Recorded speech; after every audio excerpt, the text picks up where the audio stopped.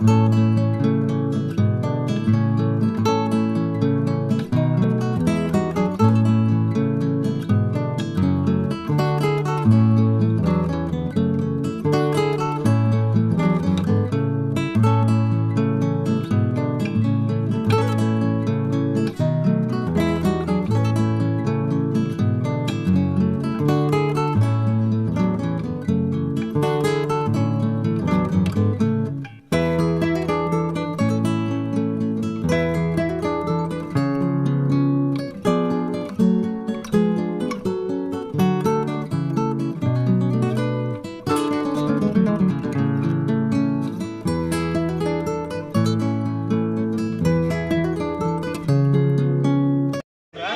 மகாலிங்கம்.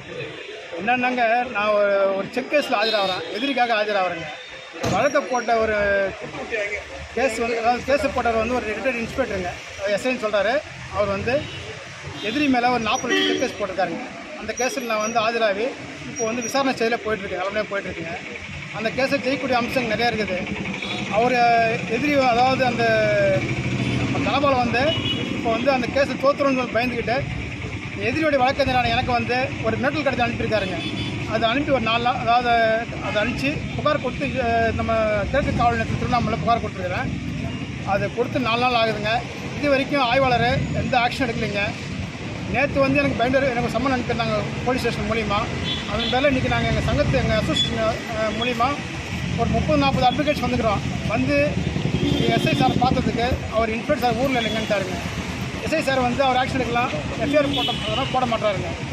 கேட்டால் எதிரி அவருக்கு வந்து அந்த எதிரிக்கு வந்து ஏதோ சாதகமாக செயல்படுறாங்க. அவர் வந்து போலீஸ் சார் இருந்தால அந்த காவல்துறை செல்வாக்கை பயன்படுத்தி போலீஸ் நம்ம உடந்தையாக இருக்கிறாங்க.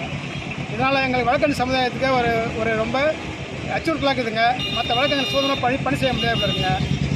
எங்கள் உயிருக்கு ஆபத்து ஏற்படுற மாதிரி இதெல்லாம் வந்து காவல்துறை வந்து உடனடியாக வந்து இதை வந்து அந்த எதிரி மிரட்டல் கடிதம் அனுப்பி அந்த தனபால் மீது உடனடியாக நடவடிக்கை எடுத்து எஃப்ஐஆர் போட்டு எங்களுக்கு நீதி வழங்கணுங்க.